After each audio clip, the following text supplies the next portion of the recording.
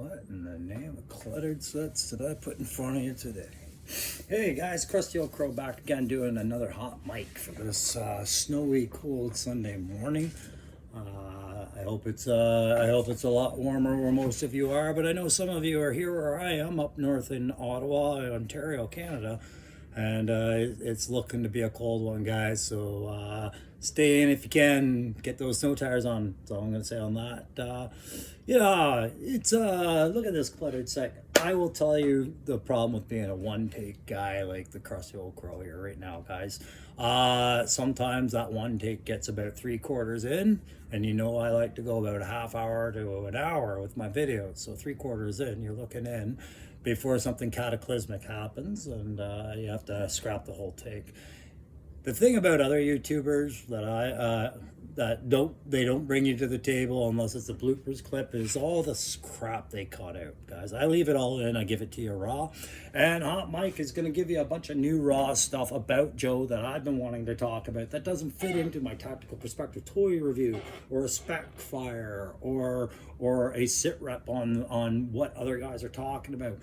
Hot Mike's a mosaic of a lot of things. Okay, so what do we got on the go there? Hey, that's what I mean by a hot mic. I mean a headset, not a microphone on fire. You guys know me, I'm going to be dependent on my tablet to get through a lot of this, as you know. Those new subscribers who are just getting to go know me, if you want to get into my military background or my ADHD, just go watch other videos. I get into it lots. So I keep this tablet to help keep me oriented on the things I wanted to talk to you guys about. And you see I've got all my little props, including my little crow here who's got to go fly away now, but he makes lots of cameos today. So what's the crow going to talk about today, guys? Well, I'm going to talk to you about things like I'm gonna talk about the multi-front war that Hasbro and G.I. Joe as a property is currently waging. Some of it we know about, some of it we might have overlooked, and some of it maybe I'm telling you for the first time. I'll give you a little glimpse into where they're fighting their war, because I've said in previous videos I feel like there's something happening with Joe right now, and I'll maybe touch on that a little bit. I'm gonna talk about what'd that say? I'm going to talk about the QR codes on the box. I'm going to give you a live demo of what happened when I did mine, and talk about where I would like to see something change in the new boxing that's coming up with the new line when we see the Metalhead and Junkyard coming out in the new year. And the new boxing packages. I feel like there's a new opportunity for these QR codes, and we need it. I'm going to show you what happens in case you've never done it. I'm also going to talk a little bit more about what I was defining as price pointing and vehicles that are coming. I'm going to get a little bit deeper and have a little bit of fun with that with you guys. Have a little slideshow to go over, and where I feel the 3D printing market falls within all of this. I think Hasbro's got a real battle on its hands, and it gives me a lot to think about, but at the same time, I want to close it out by talking about what I've learned as a new YouTuber, and my advice to anyone else that would be looking to do YouTube channel as an amateur, what I've learned, what to do and what not to do. Okay, so yeah, let's get into the slideshow. I'm going to clear my little set here. And I'll probably have a sip of that coffee in the background. I'm gonna pretend like I didn't watch my Leafs lose to Boston last night, but they did. But you know, boys and girls, boys, let's be real here. It's all men, I'm sure. I think that's pretty good. We'll get on with our little presentation here. So that's a hot mic, and that's my show, right? Having a look at my analytics, they went up the other night, guys. Hey, I don't check it all the time, but I do check every now and then.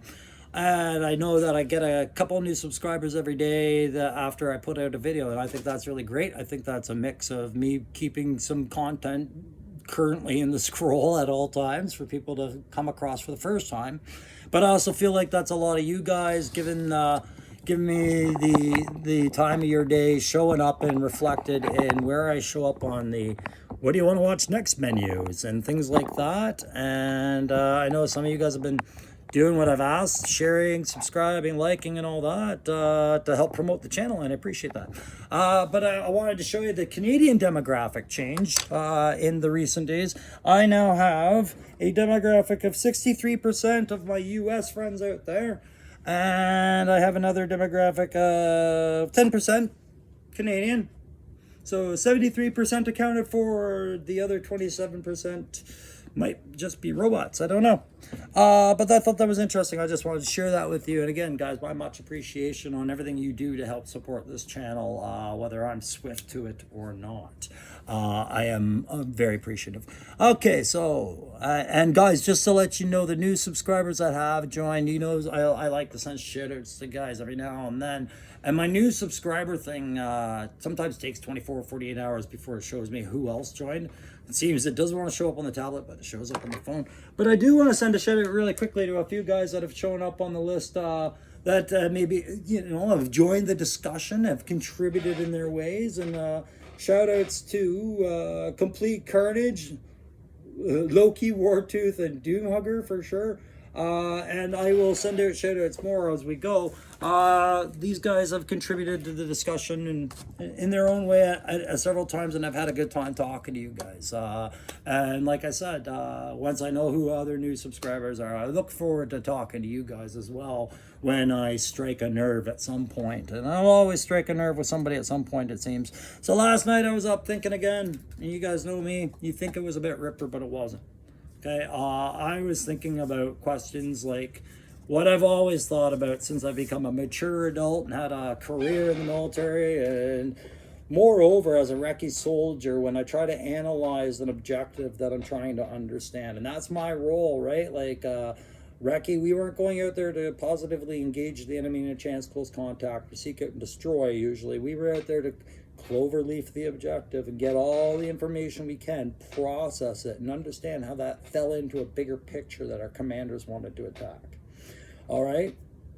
So I think about things like when I look at Hasbro and I look at next waves or rumor mills or obstacles in their path, I think, what is their likely action? Like, what have we seen them do before, and what do we know is easy for them to accomplish? What's achievable in their portfolio, kind of thing? How would they seek to execute their action? So an example of like that would be just the classified line, right? What is their likely action? Their likely action is going to be to produce the entire series of 82 to 94 over, say, a 10-year span. Let's say that's the likely action. How would they seek to execute it? Well, they're going to do a growing wave release. Like you saw, it was started off small in the first couple of waves. It began to grow as we get into the fourth, fifth waves. Into 2024, 25, we can expect those waves to get bigger. We can expect vehicles to be joined into the fray. And more importantly, the release schedule is randomly, and I mean random to us, not random to them, spread out over all those generations between 82 and 94, and anything else they feel like adding in that's relevant to that. That's how they're executing that action. Okay, it's a multi-generational attack on a very desired target, okay, which is the classified line. And what is enabling this kind of speculation? So every YouTuber has an opinion. Every YouTuber has a passion about it. I am no different. Well, no, I am. Stop doing that. I am different, all right? But my intent's the same, right? I love the product. I want to talk about the stock. I want to talk about the product and the company. I want to talk about what it does for me as a collector, as a child that collected this toy at its first real prime in the 80s. And things like that. So things that enable the situation is the consumer market currently, right? You have a generation of online shoppers. You have the ability to do easy advertising online virally for dirt cheap. And you have the YouTube content creators that are promoting your product for free, pretty much for free, and keeping it relevant every day, like Crusty Old Crow's trying to do.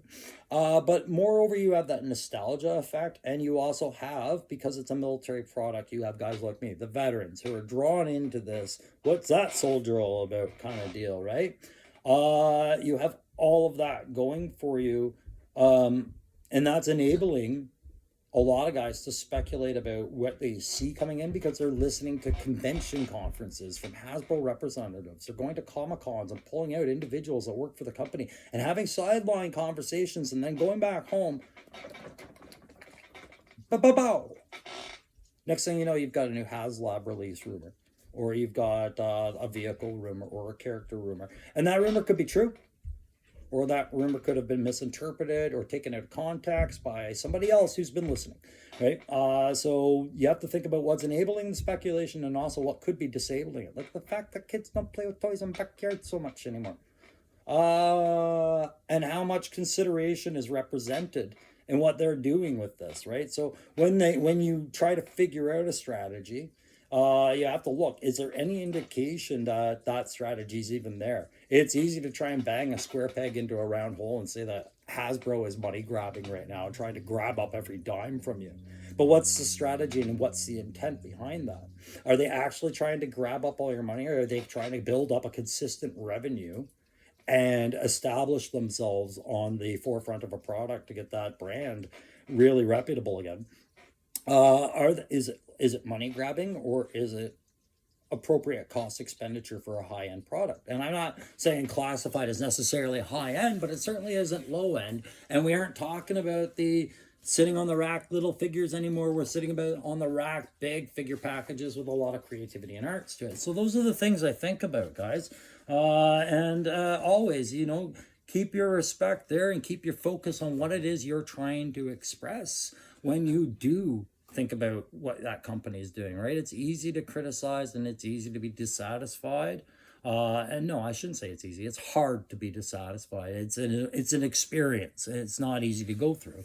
But to try and understand why a company is the way they are, is to first not label them as villains right off the grab there, because they managed to get $50 out of your pocket and you didn't think it was worth more than 40, right? Things like that. So I stay up at night and I think about these things, and I think about the war on many fronts with Joe, right? So I know that there's other areas they're going in, and this is what I was saying. I think Joe's doing this slow creep to try and get their brand even more solid before the next batch of movies come out or other marketing, because I think they are hearing their feedback and they see potential everywhere, but they're throwing flechette rounds and seeing where the holes show up, right?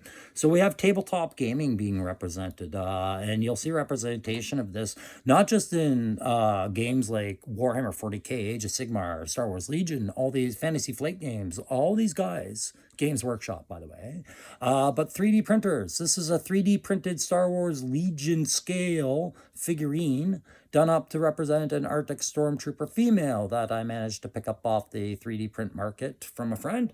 So long as 3D printing is out there, all toys have competition on some level, and Joe is not safe. So Joe has to have a strategy, right? And I'll explain that later. They have role-playing games for those of you with the creativity and the interest and the circle of friends of trust and things like that are into those fantasized games. Then G.I. Joe actually has one. And I'm not going to lie, these things have always been a curiosity throughout my life and my particular circles of friends. And while I don't play a lot of them, I do enjoy reading the manuals and seeing what they're putting down. A lot of the art is glorious, and a lot of the reading is very interesting. It's like reading fan fiction. So I plan on looking around to see if maybe I might pick that up and talk about it on a show.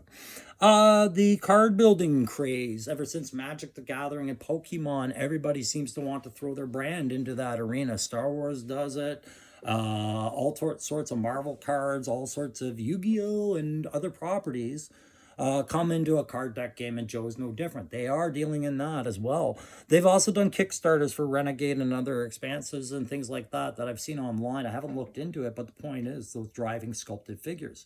Books wise, they're coming back with that nostalgia. I think they've looked at the classified sales and looked at the market that's buying them, looked at the demographics of people that are making videos about them and talking about them, and realize more book sales can be expected, so they're hitting that side. Their videos, they have their Dick season, they have their, or Deke, pardon me, they have their original seasons, all in video formats that you can buy in a variety of collectors cases. And quick shout out to Cobalt's Corner here in Ottawa, on like Stittsville and Hazeldean.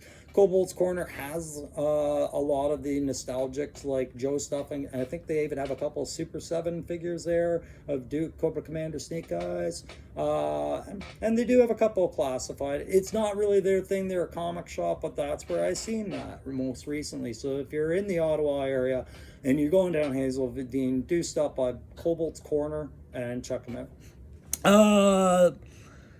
But yeah, you can see they're attacking all these game fronts, and there's a separate board game that again uses figures that was marketed. There's a close up on that cover again. I'm a big fan of that cover, and it shows, right? Like it shows when a fan's passionate about something because he dwells on it. So you even have Snake Eyes, or not Snake Eyes, a Cobra Trooper mixed in with Cobra Commander, mixed in with Scarlet Roadblock Duke, and it looks like a Viper, perhaps, or is that Snake Eyes? I can't tell from this angle, and I'm not going to waste my time spinning my tires on that. So very interesting to watch and try and figure out where they're all going, right? And this is just examples of how these games are played and what they all come with, right? And these are all available probably at your friendly local gaming store. And if they're not, they probably know how to get them in, if it is something that interests you guys. There's that cover. And that was Snake Eyes in the corner there. Okay, good. That's Cobra Commander up there. You got a Rattler. Like, what an interesting... I want to look for that. Deck building games. Okay, if you want some fun art, you can always look at those. If you want to play a deck building game, I feel like you're probably of the younger generation than I am, and that's fine. But I don't know how these will do. Okay, and then of course video games, we have those old movie games, The Rise of Cobra and everything that was building up to the movies or supporting the movies. But this one I found very interesting. Operation Blackout is something I came across watching YouTube videos, perusing what was putting out there, trying to think, what's stimulating my imagination as far as talking about stuff. And I watched a bunch of the still clips from this video game on a YouTube channel. And it was interesting. They're done up like comic books, but like live action comic books where the animates kind of slowly move while somebody narrates the story. And they tell a pretty interesting story about Cobra blacking out the world and Joe's fight back, right? So I mean, if I go to my local library, they might have it on the shelf, but I haven't been able to find it at GameStop, and I don't know if I would buy it. I'm not much for video games outside of hockey. I talked about the tabletop market. So 40K, it belongs to a property called Games Workshop. I think a lot of us are familiar with them. Very popular tabletop game that's grown over the last, since probably the mid 80s. Into its own little empire.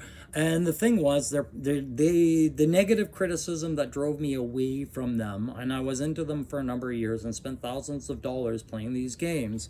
The negative feedback I have about them was that the company constantly was finding new ways to reinvent the game. And what would end up happening is sometimes the prices would go up because the prices of oil would go up. And then if the prices of oil would drop, the prices would not drop. They would only continue to go up from there. And they were constantly getting to be more expensive kits with very much less in them.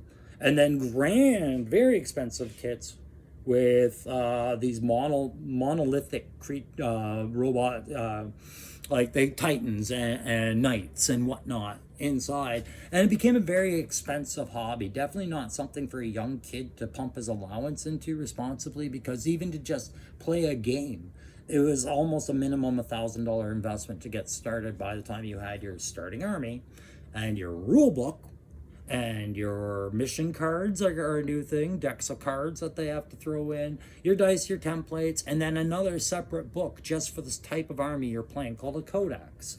So I would hate to see Joe kind of follow that pattern, because that led them immediately back to the 3D print market. It started with China casting. So pirate printing out of China, and then it moved to home 3D print options, which everybody else has jumped on board with and can do easily now. So I feel like these companies feel the effects, and Joe has their own tabletop one where they have these individual characters and they appear to be pre-primed, ready to paint figurines of your favorite Joes and some of your favorite Cobras. And there's other expanses where we can see them kind of coming out with more ideas on that. But the 3D printing market, you have to find a way to make it your ally, or you have to find the game being more driven without it, without the figurine being as important. And that's where games, companies like Fantasy Flight Games, who handle the Star Wars property games, has done better with it, because their cards are their property. The figurines is a bonus, and they don't make you pay nearly as much for almost twice as much return. So I think that's, if you're going to follow anybody for G.I. Joe, I would hand it over to Fantasy Flight Games and say, make this into a good tabletop. All the other card games and things like that, I will leave my opinion out of it because I don't collect those, but I know some of you do, and I'd be curious what you think about G.I. Joe as a card collecting game. So I'm going to roll into QR codes here for a second. So here's old Ryan. Look at that handsome devil. This is 11-year-old Ryan. And look, he just got himself a brand new grunt. Oh, isn't he a happy boy? And, what's this QR code stuff?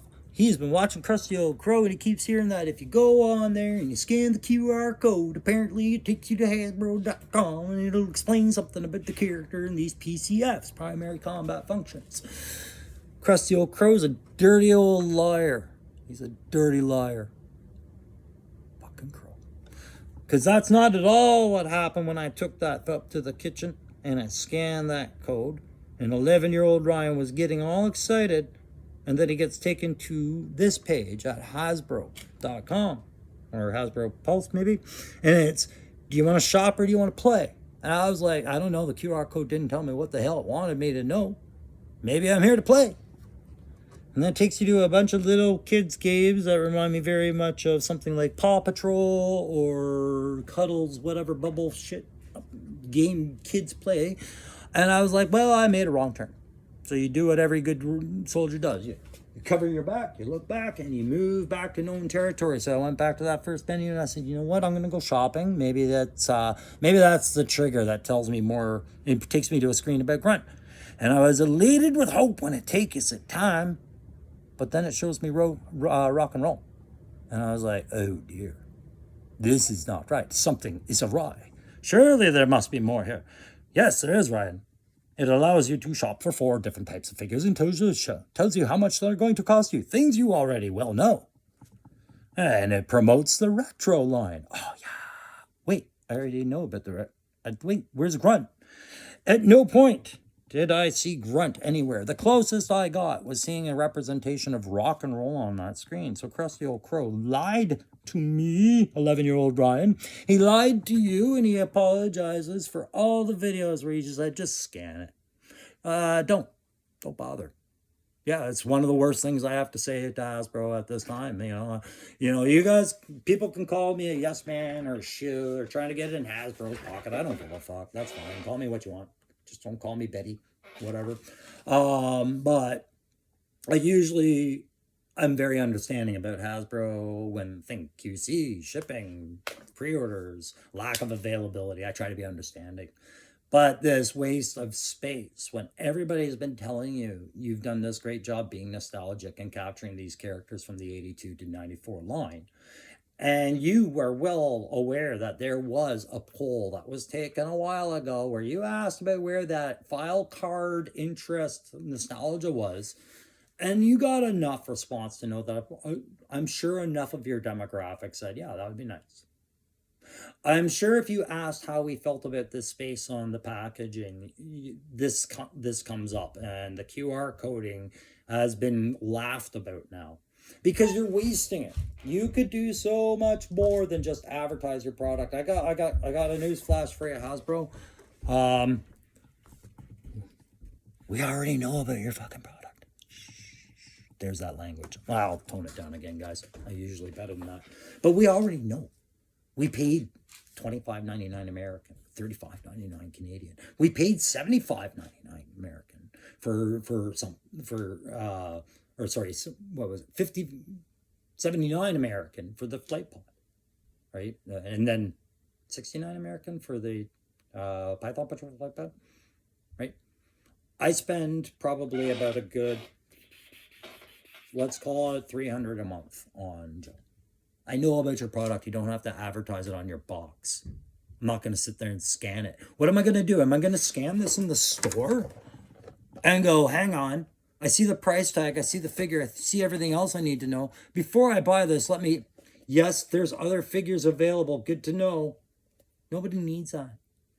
Take me into the Joe universe. Use this tech. Stop trying to promote too much. You're doing a very effective job on other fronts. Give this one to your fans. And that's all I'm going to say on QR codes. Stop wasting that potential. Stop hurting little 11-year-old Ryan's feelings with that. Oh, there's a whole thing. Hey, any one of those or don't. Okay. Here we go. So last night when I was up staring at the moon, usually I spend a lot of time thinking about the math. And I wanted to break down some stuff I was saying earlier on my last video about the response to Snowcat.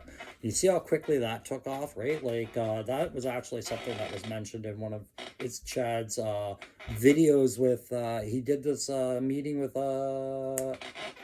Articulated Ninja.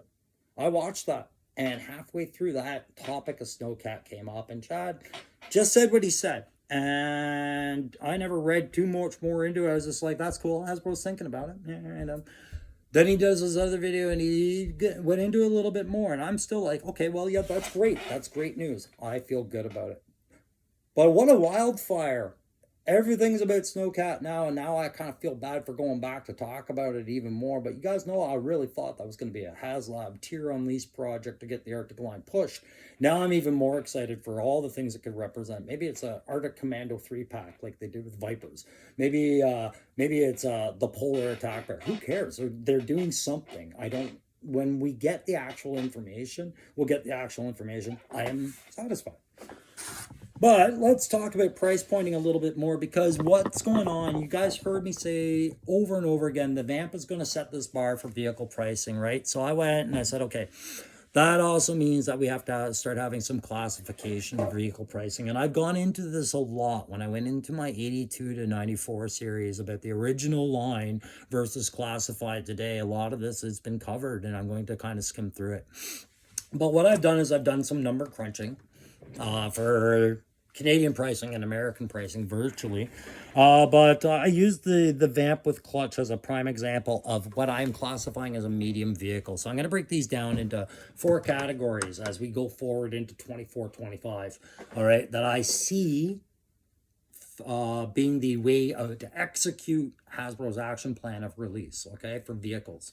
So we have our current small vehicle, right? Pinky over here. That is your Ram, your coil, and believe it or not, that's also your flight pod. That's your small vehicle, okay? Your medium vehicle is going to be your Vamp, your Stinger, your Dreadnought, Rolling Thunder, let's say, or Thunder Machine, pardon me. We'll go with that, okay? What the Snowcat is addressing currently is the large vehicle. Well, don't take that the wrong way. It's just a finger. All right, the large vehicle. And what the discussion that was being alluded to in the previous reveals of all of this. Thanks again to Chad for making this a good topic worth discussing. And, keep it easy, Ryan. Keep it easy. The bar goes to about 200. Okay, the Vamp set it around 100 to 150, depending which country you're in. That Vamp, that Snowcat, they're talking about it looking more like 175 to 200, being that bracket. That's the speculation from those with perhaps more insider information or knowledge or rumor or what have you. But let's use that as the bar for the new larger vehicle. Okay. So Ryan, you said there was one left. Is that the extremely large vehicle or the dynamic play sets like Headquarters or a Whale? No. Anything like that, we have to back off a little bit, right? Those are extreme. Those are going to have massive price tags. Those are clearly got to be HasLab, or Hasbro has to take the loss on those properties. Who are they taking a loss to, Ryan? DC? No. 3D printing market. So 3D printing market is here, and that is also competing with a lot of Joe vehicle properties right now. More of the smaller ones. So what's that fourth category? It's accessories. Okay, so accessories are things that are much smaller than the smaller vehicle, but buff a figure in a way. Okay, so for the vamp, I did this math, and I am going to move just to see what the next slide is. I read the brag sheet at Hasbro Pulse about what the vamp's coming with, and I took all that and I came up with the simplest calculation I can to give you guys an idea of where mine is. Mine is more like a lot of Goodwill Hunting, confused formulas, Charlie Day pointing at the board screaming. But for the purpose of this video, I had to give you something so you kind of got on my page. So I look at the vamp. That's $100 US. It's listed on Hasbro Pulse as $99.99, I think, US dollars. So let's call it $100 US. Based on today's current economy and the price of the dollar, in Canada, we're at about 75 cents, 74 or something to your dollar. So I work at a roughly 125 Canadian, we're saying. And that's what I'm working with for my model on the medium vehicle price, the vamp. So how's that break down? Well, I know something. I know that here in Canada, standard figures, not deluxes, cost us $35. Okay? I think in the States, you guys are saying the average is 25 and around there. Sure. Okay, makes sense.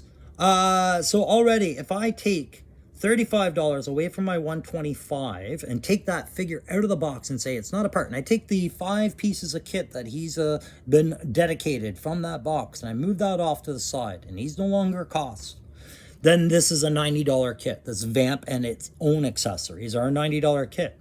Okay, so with that $90 kit for number 112 in the series, the vamp, what do we get for accessories? 21 of them. Okay, but yeah, 5 of them are for Duke, apparently, or for Clutch, pardon me, apparently. Okay, we get 21 accessories, and they're things that we have to kind of slap on together. And if we look in the slideshow, we know that some of these accessories are play factor accessories, meaning that they meant to rotate, articulate, or move in some way. So we know we get a winch, we get some tow hooks, D-rings there, we get the opening hood with kit on the front, we get an engine plate. What else we get? We get those twin 50 cals, we get those belts of ammo, we get those hood lights, we get those working mirrors, we get the holy fuck bars, and some fuel cans, other things like that, right? So these accessories aren't as simple just like, it's a molded pistol. No, there's different types of plastics, there's connecting some pieces, there's flexibility involved, pinning in, designing, all that stuff. So we have to give that a cost. So what I work out the cost breakdown for a vehicle like the Vamp is that 2/3 of that cost is going to be the actual vehicle cost, and 1/3 goes to those accessories. So if I break down $90, that's $60 to the vehicle, and $30 you're paying towards those accessories the vehicle is coming with. And that's just a rough ballpark. You can give or take or whatever, a couple bucks here and there, sure. So $60 vehicle, $30 accessories, and $35 for the figure comes up to the $125.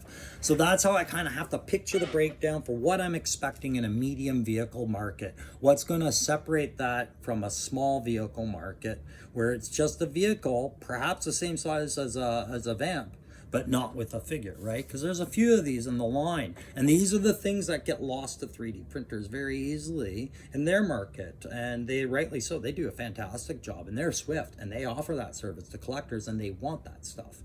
I'm just saying, Hasbro has to just, every now and then look back and go, okay, are we losing a lot of revenue that really we should get with this property? Sure, as a company, you have to. So as we go down, we see the Vamp, and we've all seen the images. I won't focus too long, but there, we separate the vehicle. They were plugging that, and you get a general size idea for how big the vehicle is by the comparison to her hand and the figure. But we know that the MMS is also coming. I just couldn't find a price for that, and I wanted to find the price for it because I wanted that part of the comparison as well. I feel it's relevant.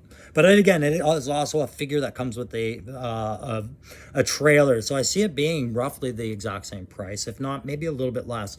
So when I said that this falls under a small vehicle, I mean that this is a small vehicle, but it does come with that figure. So it is falling in that small vehicle price of, I think, what would we have that? The Cobra Flight, US dollars, according to Hasbro.com. Again, the left to right margins. This is just example math. They say it's 55 US dollars, which in Canada, based on our economy, translate to roughly $75. It's like 74 or something. Okay, fair enough. How do we break that down? Well, you guys know me. That Televiper right there comes with, let's see, the hose is his, the backpack's his, the scopic observation rifle thing is his, and the 2 extra heads are his. So 1, 2, 3, 4, 5 pieces of kit. Yep, standard figure. Push them off, and let's work on just what this guy's coming with just a couple of accessories, because it only boasts 9 accessories. So we are looking for 4 left. 1, 2, 3. And I think the gun would count as the 4th, although it's on the ball here. It is detached. You have to attach it yourself. And technically, you could have a flight pod with the gun. I don't know. That would count as an accessory, I'm assuming. I don't have one. Can't even find it. So if you take the figure out of the price, that leaves you, and I'm using the Canadian example, if we were going $75, take the figure out at $35, that leaves $40 being dedicated towards this vehicle that I'm paying for. So with those few extra accessories, that means based off the same math I was using in the previous example, 2/3 that cost is 26 something. What did I say? $26 and 75 cents roughly, somewhere in there, and 1/3 cost at $13 for those accessories, which seems absorbent for 1, 2, 3 real clip-ons, and then that pod. But sure, okay. There's different plastic colors and whatnot involved. So overview is that it's a $26 vehicle, roughly. Let's say $27 vehicle when you round up, with about $13 of accessories and a $35 figure. Yeah, so that's how the 75 breaks down for number 79 in the series of Cobra Flight Pod. And that would be, okay, so that's the under 75 to 90 mark, or so yeah, $75 and under mark for Canada, 55, that would be your small vehicle mark. Okay, so 75 to, I'd say 65 to 80 is your small vehicle mark, give or take 50 cents, of course. And then that's just my random math, guys. But what does we capture in this? Okay, well, here's an example of accessory. Okay, so this is playset stuff that I was saying was crap back then. It was meant to just kind of round out stocking stuffers and,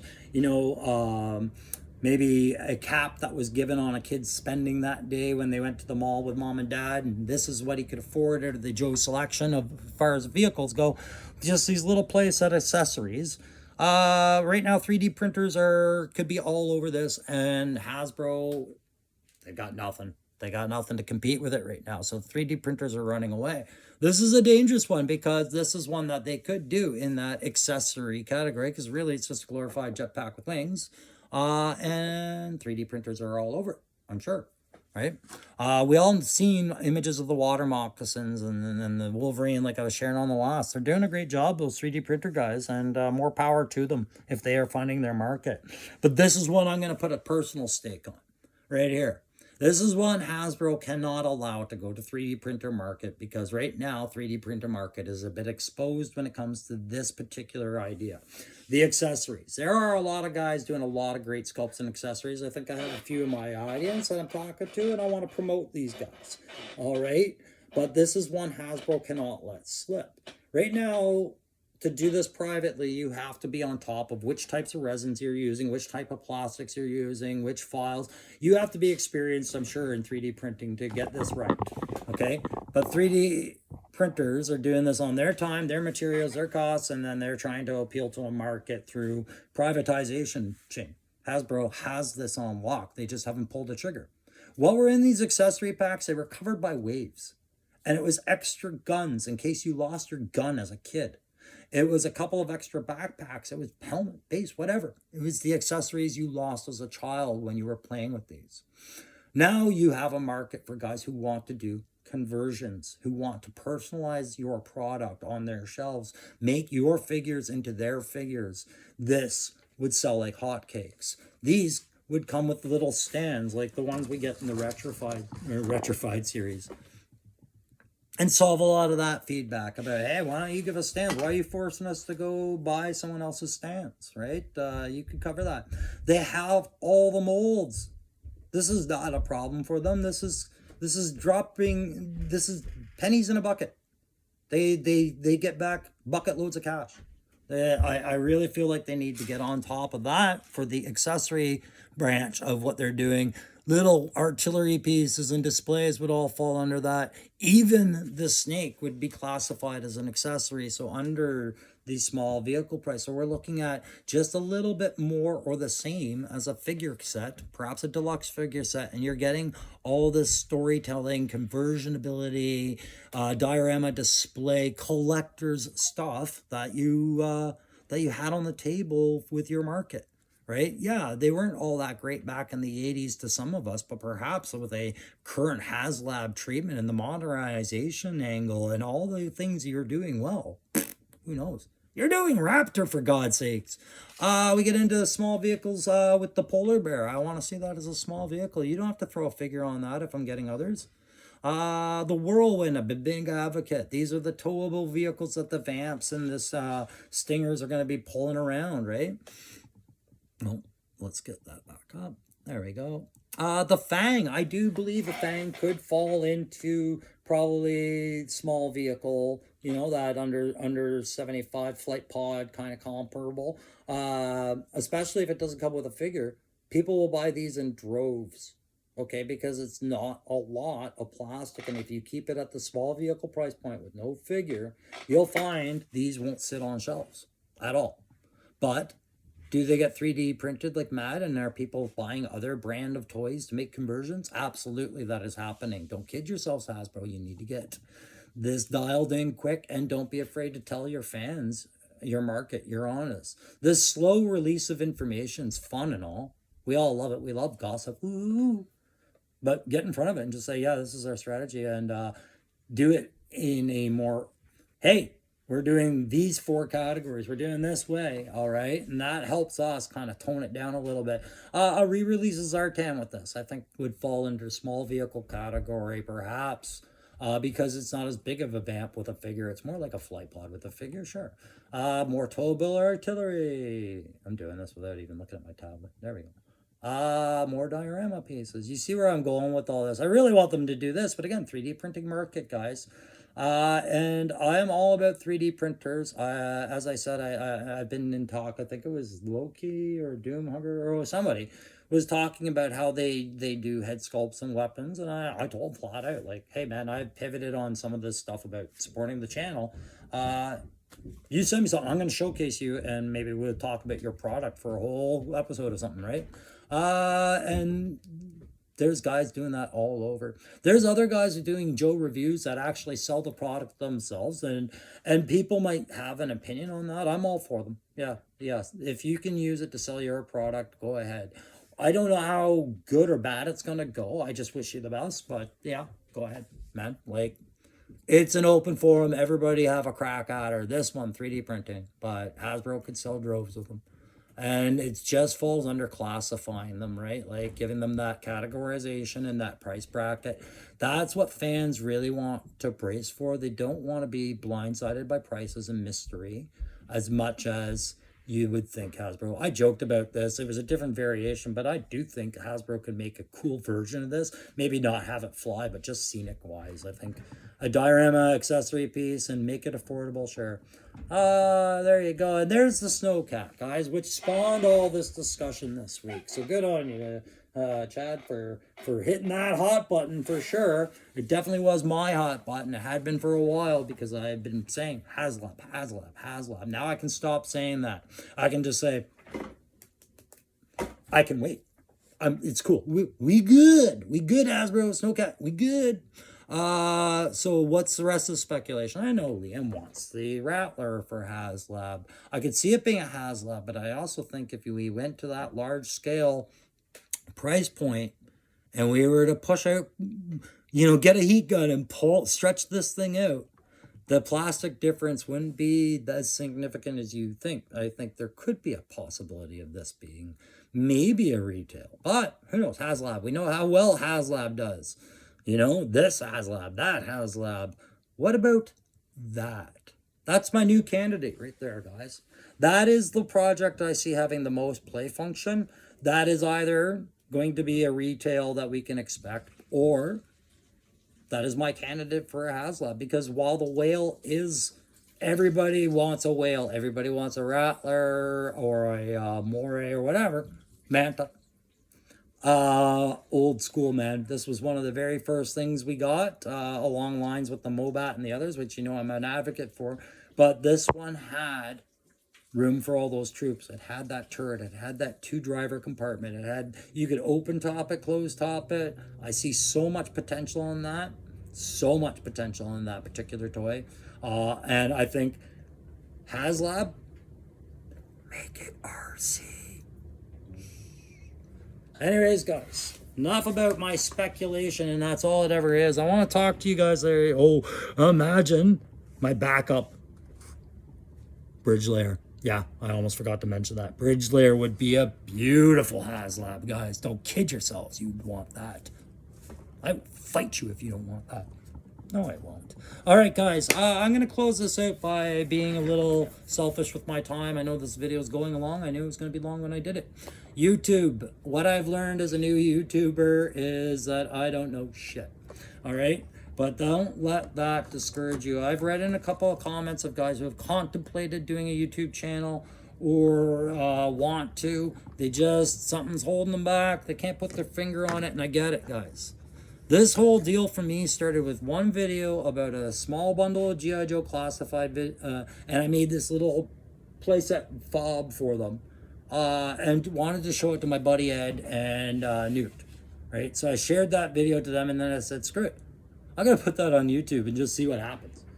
And it's my largest viewed video. I mean, it's not epic, it's not great, but I mean, it's got a lot of views for me. 5,000 to me is a lot. And then I grew it into a channel. And I decided that when I did it, I would be honest about who I am. I would talk a lot, and I wouldn't feel bad about it, but I would be focusing on this Joe stuff because I love it. So my big things to you guys is, if you're going to start a YouTube channel, be aware you are the new guy and you don't know stuff. So listen, look around. And if somebody says something, remember they said it, right? But, take it with a grain of salt, everything you do.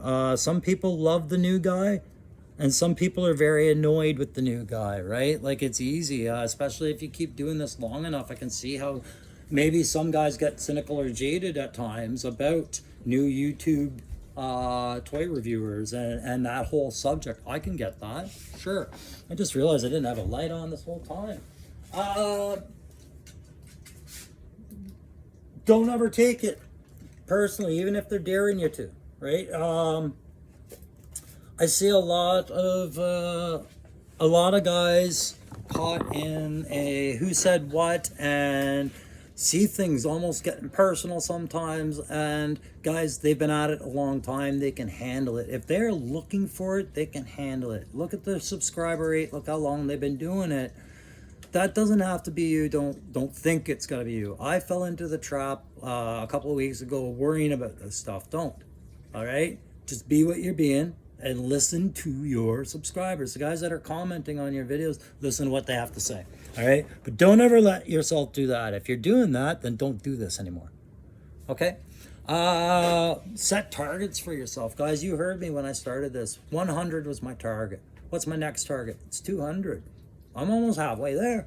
And it seems like just a couple of weeks ago, I was trying to push to that 100. And I know where my support comes from. It's you guys, right? So yeah, leave room to grow yourself. Absolutely. But don't sit there and put these unachievable objectives in front of yourself. Like, oh, I have to have 1,000 subscribers within 1 month or I'm a complete failure. Don't do that bullshit to yourself. If you're passionate about something and you want to talk about something, realize the people that you're watching it with want to talk back to you. All right? And if you have a small subscriber base and you embrace it, it's more like sitting at a family table talking to a bunch of friends than it is talking to a group of strangers. You will get more comfortable over time, so just relax, be nervous the first few times. You see me, I do one fucking take, all right? And I drop things at all times. I am a klutz on camera, and I embrace it, all right? Because be relatable as much as you feel you can be, right?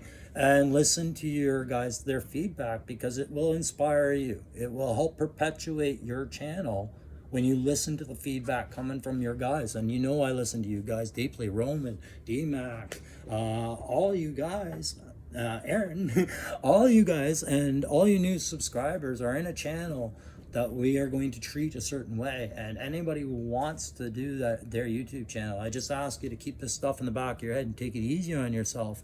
Don't worry about this crap so much. It'll come organically. The big one I learned is, you know, if people don't like it, yeah, they can kiss their ass, but you got to try and see why they don't like it. Like, look at things from different angles, right? Don't try and hide who you are. Just stand behind it. If you're a nerd, be a nerd. If you're a sports jockey, be a sports jockey. If you're a bit of everything, be in everything. Just be honest. Because if you start being false, your subscribers will go, I smell false, and they will call you on it every time. I'm sure. I'm sure that's what a lot of people realize when they start this stuff, right? Embrace the love of your subject, guys. You guys know how I feel about Joe. You see, I do videos every day. If I take a couple of days off, it's not that I didn't want to talk. It's just I couldn't do the video. But I have learned more about Joe in doing this channel than I've ever thought possible, and it's all because of a shared interest, right? So make sure you're sharing your interest and you're putting yourself on the line if you want to, right? But you don't have to go to extremes to get that conversation going, guys. You know, if you look at how passionate people get, do you think these people are worried about looking silly? No, they are having the time of their life, and they don't look silly to us, right? But at some point, a cosplayer has to get over that little self-conscious and say, you know what, I'm just going to express myself the way I want. YouTube's no different, guys. YouTube is no different. You could even do a show about knitting, right? And find a market out here. Sure. And maybe you'd come across some cynicism in the knitting market, but just take it with a grain of salt. You do you. Be stupid, be silly, talk about the things you love, be personable, be crazy, be bold. Do shit like this to keep yourself amused at best. And just keep at it, guys. That's all I'd say about it. Like I said, you know, the last couple of weeks I've gone through a what is this channel kind of, oh my gosh, does it look like we're doing this? No, I'm over it. We're good. Thank you all subscribers. Thank you for everybody who tries to support this channel in any way you can. I accept it.